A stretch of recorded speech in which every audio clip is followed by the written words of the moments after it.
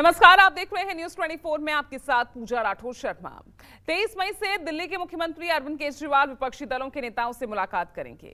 उनकी इस मुलाकात में उनका साथ देंगे नीतीश कुमार। दरअसल केंद्र सरकार के खिलाफ अरविंद केजरीवाल एक नई जंग छेड़ने की तैयारी में हैं। क्या है ये जंग और अरविंद केजरीवाल विरोधी दलों से कैसे सहारा उन्हें मिल सकता है, पूरी डिटेल रिपोर्ट देखिए जरा।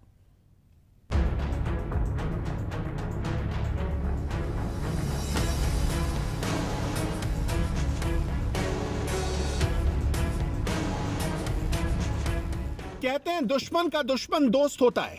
इस एक फ्रेम और इस एक तस्वीर में सारे लोग मोदी को अपना दुश्मन मानते हैं, इसलिए सारे लोग एक दोस्त की तरह मिल रहे हैं।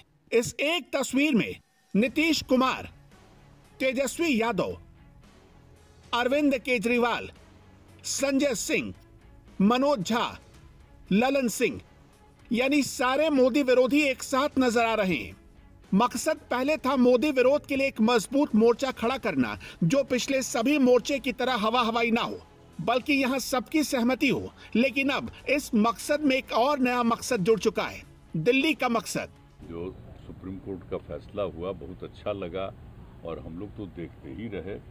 अब उसके बाद जो कुछ भी करने की कोशिश हो रही है केंद्र सरकार के द्वारा, ये तो एक विचित्र बात है और हम लोग इस बात को मानते हैं कि काम कर रहे हैं, बहुत अच्छा काम कर रहे हैं। और उसके बाद सुप्रीम कोर्ट का भी फैसला हो जाए तो राज्य सरकार को जो अधिकार है काम करने का, उस काम को रोक दिया जाएगा। ये सब तो बहुत ही आश्चर्य का विषय है। तो ये हम लोग तो बिल्कुल इनके साथ हैं।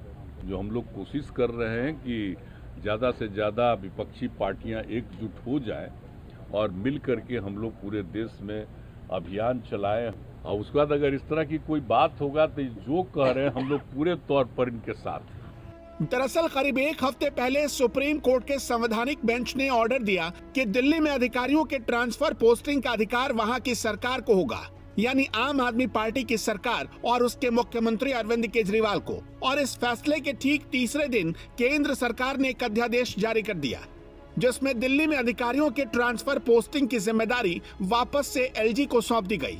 यानी केंद्र ने अपने फैसले से सुप्रीम कोर्ट के फैसले को भी पलट दिया। आम आदमी पार्टी इसके बाद इतनी नाराज हो गई कि इसे वो संविधान और सुप्रीम कोर्ट की अवहेलना बताने लगी।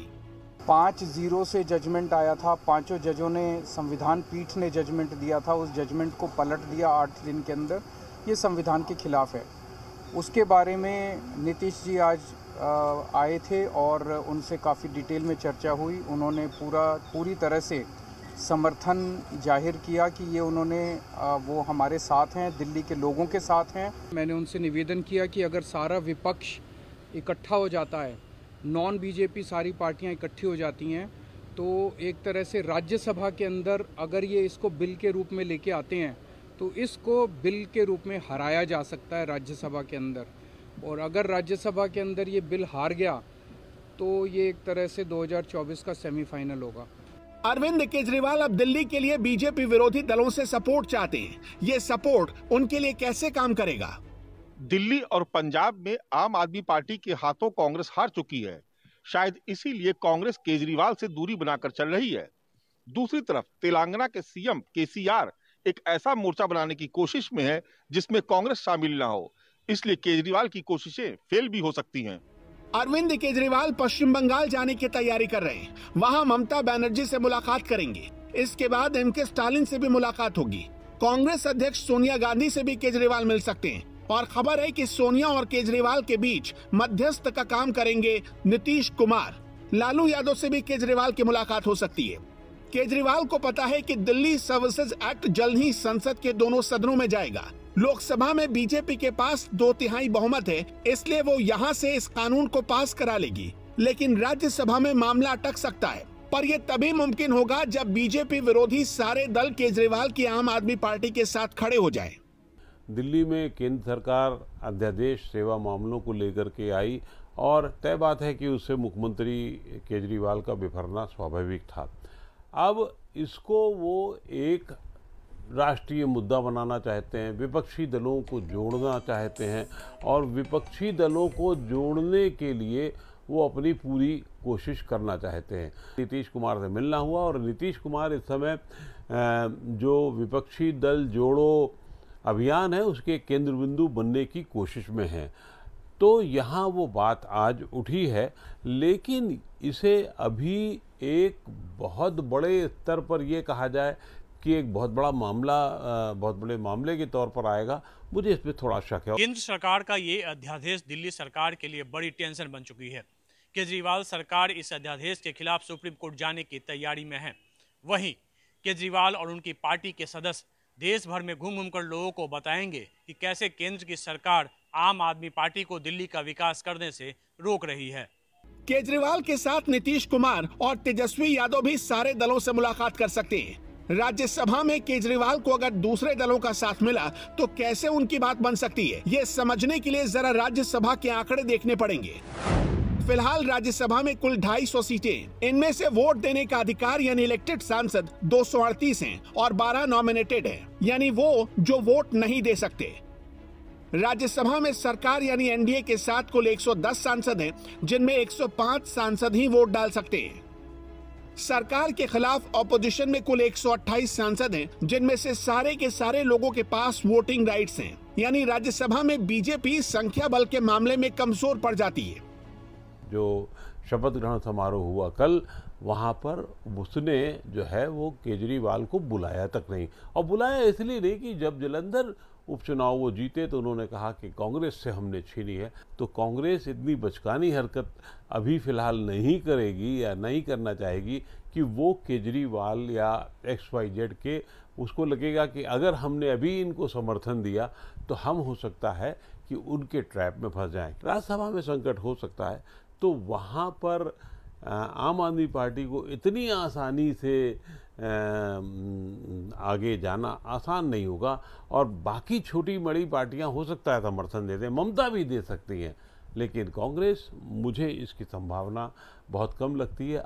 केजरीवाल इतने बेचैन क्यों हैं? दरअसल 7 साल से दिल्ली को पूर्ण राज्य का दर्जा हासिल करने की वो लड़ाई लड़ रहे हैं। सुप्रीम कोर्ट के फैसले के बाद केजरीवाल की आधी जीत पक्की हो चुकी थी, लेकिन केंद्र सरकार के अध्यादेश ने ये बाजी 3 दिनों में ही पलट दी कि उनका एक ही मकसद है, कुछ भी हो जाए इस सरकार को चलने नहीं देना है।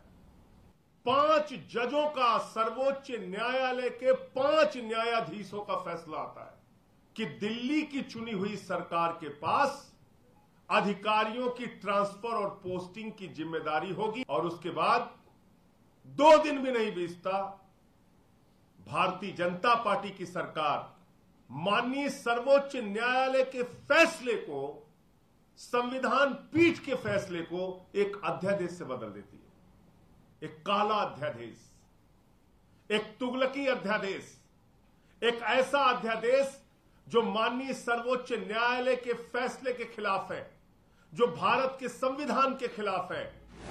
इस अध्यादेश के तहत दिल्ली में अधिकारियों की ट्रांसफर और पोस्टिंग पर आखिरी फैसला लेने का अधिकार उपराज्यपाल को वापस दे दिया गया है।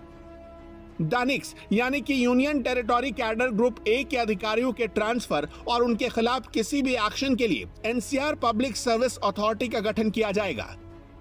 ये अथॉरिटी ही अधिकारियों के तबादले और अपॉइंटमेंट से जुड़े फैसले लेगी, जिस पर आखिरी मोहर एलजी की लगेगी।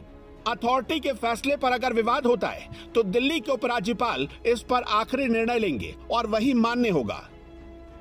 एनसीआर पब्लिक सर्विस अथॉरिटी के अध्यक्ष खुद दिल्ली के मुख्यमंत्री यानी अरविंद केजरीवाल होंगे। दिल्ली के मुख्य सचिव और गृह सचिव इसके सदस्य होंगे। खास बात यह कि भले ही मुख्यमंत्री अरविंद केजरीवाल इसके अध्यक्ष रहेंगे, लेकिन उनके पास पूरी ताकत नहीं होगी। बहुमत के बाद ही कोई फैसला तय होगा, जिस पर अंतिम मोहर एलजी लगाएंगे। दिल्ली की चुनी हुई सरकार को ताकत संविधान से मिलती है। संविधान से दी गई ताकत को नोटिफिकेशन से नहीं हटाया जा सकता, अध्यादेश से नहीं हटाया जा सकता, कानून से भी नहीं हटाया जा सकता। कि ये अध्यादेश हर तरीके से गैर कानूनी है, गैर संवैधानिक है।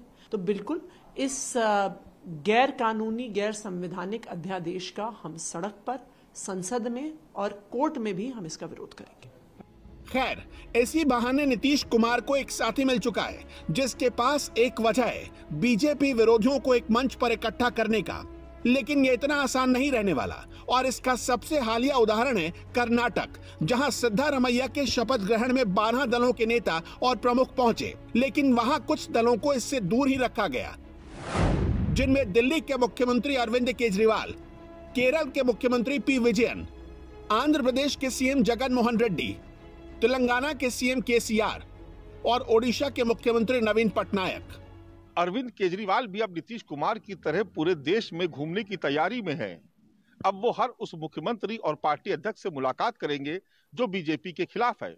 दरअसल नीतीश कुमार 2024 की सोच रहे हैं, जबकि अरविंद केजरीवाल की नजर है राज्यसभा में आने वाले कानून पर। राज्यसभा में कांग्रेस के पास 31 और केसीआर की पार्टी बीआरएस के पास 7 सीटें। अगर ये दोनों पार्टियां अलग हुई तो केजरीवाल का समीकरण बिगड़ जाएगा। इसलिए केजरीवाल हर मीटिंग में नीतीश कुमार को साथ रखना चाहते हैं, जो इस बात की गारंटी होगी कि 2024 में सारे दल बीजेपी के खिलाफ ही लड़ेंगे। अब केजरीवाल और नीतीश कुमार इसमें कितना कामयाब हो पाते हैं, इसके लिए थोड़ा इंतजार करना पड़ेगा।